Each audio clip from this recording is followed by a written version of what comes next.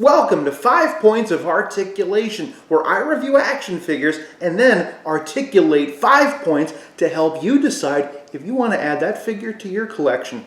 The 5 points I'll be discussing are packaging, presentation, posability, playability, and price. I'm Jason, and today we're going to be looking at the DC Direct DC Essentials Rebirth Batman version 2. This figure comes to us from the very final wave of action figures produced by DC Direct. This is it. This is the last Batman by DC Direct. So, does this figure live up to 21 years of experience, or does it miss the mark? Will DC Direct go out with a bang or a whimper? Let's go over the review station and find out. First things first, we're going to take a look at the packaging. Now, DC Direct has been using these mostly white window box packages for a few years now. That's pretty familiar. Nice little sticker on the side here saying the logo, DC Direct from the source, which if you think about it's kind of weird because we have that right here.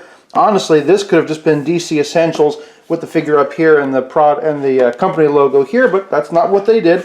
They did give us a nice little basic Batman logo from the Rebirth look on the top. And then on the back, we see this figure and also the other figures in the wave. We have the Speed Force version of the Flash, the New 52 version of Nightwing, and the Regeneration suit Superman.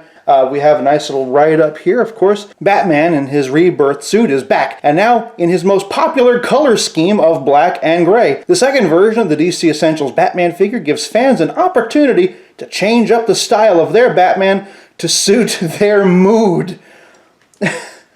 Okay, I feel like whoever wrote that knew the company was going under, and they just figured, you know what, just type anything. Oh, hey, popular color scheme, whatever mood you're in. Are you in a black and gray mood or blue and gray mood? Batman is here for your mood. Honestly, no one really ever reads that, and if anything, that is probably the proof that they don't. On the side, however, we have a really nice product shot. They're all numbered. This one is number 23. I'm guessing the purple is to tie into the purple that lines the inside of his cape. It's a simple packaging, but it works, and I really like the DC Essentials boxes. I like the nice big window that shows you all the nothing that you get, but more on that when we get to playability. On my shelf, anyway, I have all of them lined up. Boom, boom, boom, boom. It's like a bookshelf. I personally think that this is a nice, simple, clean box. Gives you everything you need and also a laugh. And I think that this deserves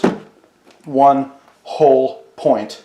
Getting him out of that box, we can see that the DC Essentials Rebirth Batman version 2 stands at pretty much 7 inches on the dot. That Batman has a very nice head sculpt, really good, nice jaw. I do have a little bit of some kind of paint chipping over here, unfortunately, on mine. But the Bat logo itself is pretty cleanly painted. In the original blue and gray version, it was yellow, and it was kind of dingy, almost more of a mustard yellow, so this really pops. Nice detailing here on the gauntlets and the little blades that come off. I really like these, I really like the gloves. I like the back of the hand and the knuckles and all that good stuff. Really nice job on the belt. Again, it's that Rebirth style belt, which not my preference. I prefer the capsules or the pouches because that just seems functional. The whole point of the utility belt is he keeps stuff in it, so not entirely sure how he keeps anything in there. Not really a whole lot of detailing at the boots, but they're very clearly Batman boots with a nice pointed scallop. And of course we see all of the scallops on the cape. This is a very nicely sculpted, very just straight down cape. The interior is of course purple, like it is in Rebirth. The one thing I will say though I don't like is this is a really rigid plastic. This doesn't have a lot of give, which on the one hand is kind of good because you can sort of use it to prop them up. Again, there's really not a whole lot to say here. This is just a repaint of the blue and gray version. So if you have that version, or really, if we're honest, if you have just about any DC Essentials, you know what you're getting. We can see the serial number on the back of the thigh. I don't see why they couldn't have put it on the feet because, as you'll notice, They sculpted in treads for his boots, but no peg holes, which of course is one of the biggest banes, no pun intended, of our existence with collecting these figures, because it can be really difficult to stand them. This is working really well, but when I was playing around with it and taking pictures, I found that I often needed to either use the cape to prop him up or have him lean on other figures. Since this is nothing but a repaint of a pre-existing figure, I am only going to give this half a point. It's well executed for what it is, but for what it is, we're not getting really anything new. Now we get to the posability, and this is really where DC Essential figures either are made or broken. And hopefully not literally, but as we can see, Batman can turn his head side to side. He does have a ball joint, but because of this plastic piece, that gets in the way. So really, Batman cannot look up into the night sky or look down into the abyss. All he can really do is look side to side, but he can, you know, do a whole 360 exorcist spin if that's what you're into. He does have ball jointed hinge shoulders, and here we have one of my first issues. If you'll notice, this happened when I was checking him out. I got this purple paint scuff right here from where the inside of his cape was just sort of painted, glued to his shoulder. So, but it does go all the way around. We have bicep swivel, and of course we have some really nice double jointed elbows. And for this Batman, I like it. One of my favorite poses I discovered was this kind of nice little, you know, stroking his chin, being the world's greatest detective. Nice swivel hinge at the wrist here. He does have a really nice ab crunch, and when I say nice, I really mean it's just sort of nicely integrated into the sculpt. As we see, it doesn't really give us much of, here, let me get this arm out of the way, it doesn't really give us much of anything, but it's integrated nice. So yeah, it's a whole lot of nothing. He does spin at the waist, nice ball jointed hips. They go out this far, kick forward, not a whole heck of a lot of back, but enough for my taste. Nice swivel at the thigh. We have nice double jointed knees, which I feel like mine are stiff, and I don't want to push them any further.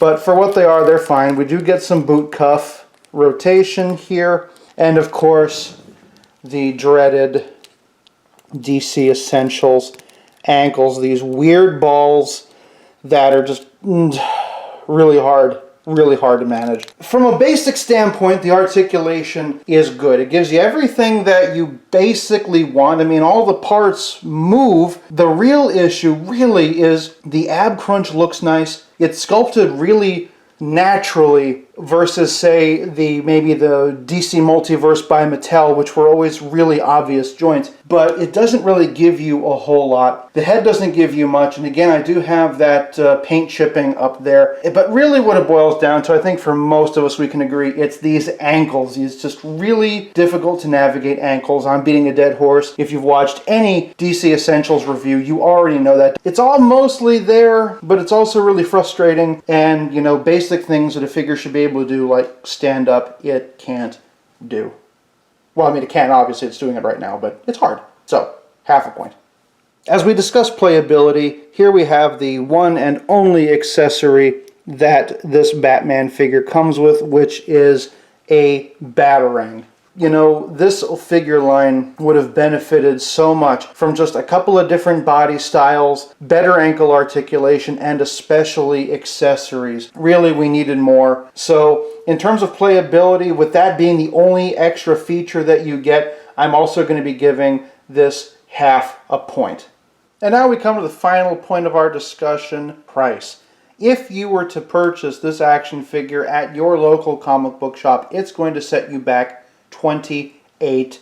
$28 for a repainted figure that is essentially just there for your mood, I guess, is what the box says. $28 for a repainted figure and only one accessory. Now the problem with DC Direct, of course, is there is a difference when you're marketing to the direct consumer rather than a mass market release. Companies like Hasbro or Mattel can afford to make their figures cheaper because they're making so many more of them that are available at outlets such as Target and Walmart and Walgreens. So it makes sense, of course, that the more there is, the cheaper it can be. Is it possible that $28 really is the lowest that DC Direct was able to give this to us? Well, I don't know that, because it felt like with icons, for the same price, we were just getting so much more. I do think that this also did contribute to the downfall of DC Direct, but now the problem is this figure, of course, is no longer going to be readily available because DC Collectibles or DC Direct is out of business. If you don't snatch it up now, it's only going to get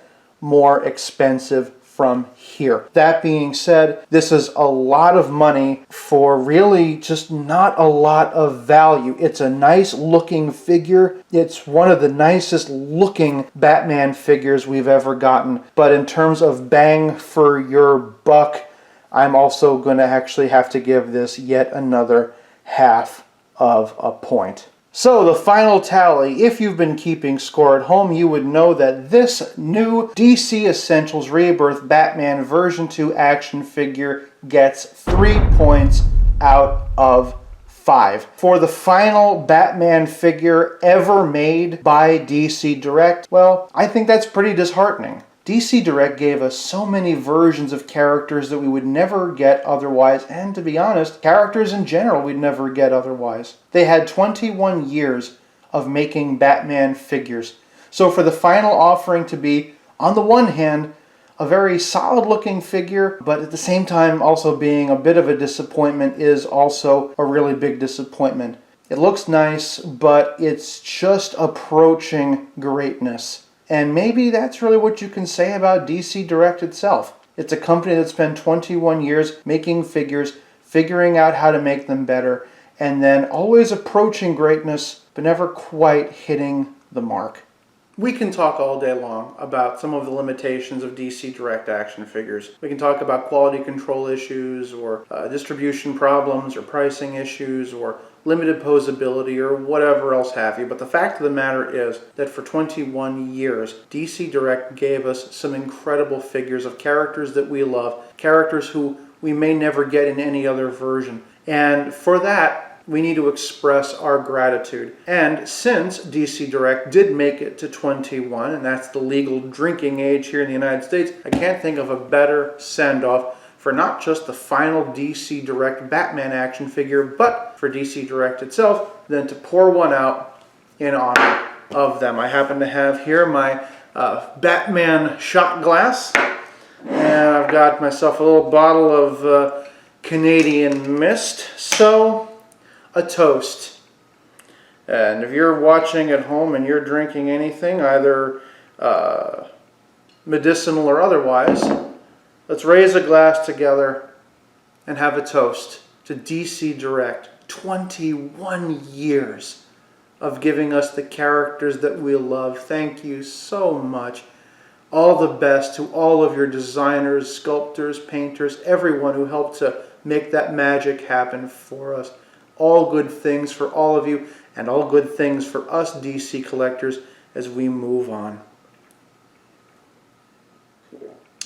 Thank you so much for watching this video. This is a really new channel, so if you could help me out, if you enjoyed this content, please like it, share it with your friends, hit the little bell, subscribe, do all of that YouTube rigmarole so that you can see more videos that I come out with. And I hope to see you again really soon in my next review.